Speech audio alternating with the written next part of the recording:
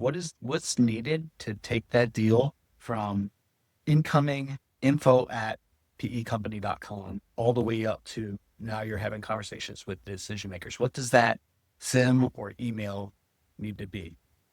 I think it's a relentless approach. We've got a great deal we worked on, probably one of the smoothest that we've worked on. The buyer, that we're pretty confident they would be in the top of the list. I think I had to email and reach out 5 or 6 times before I got a response.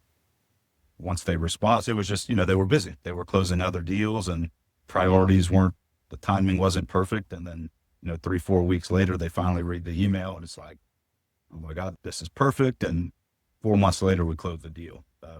So sometimes it's just knowing who the likely buyers are, but then not accepting no and just giving up. Telling them, like, make time, man. You need to hear about this.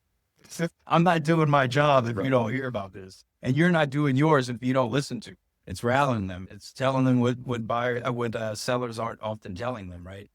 We're trying to sell the company.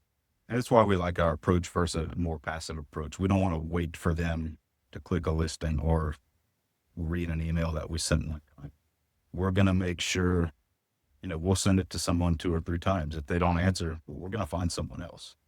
And they may not answer. And sometimes it's the third or fourth person. Who knows why the first 2 didn't answer? And maybe the first one is who ultimately you end up working with and they love the deal. They just, for whatever reason, it didn't catch their attention the first time. So it's, building the list and then making sure you get in front, not waiting for them to come to you.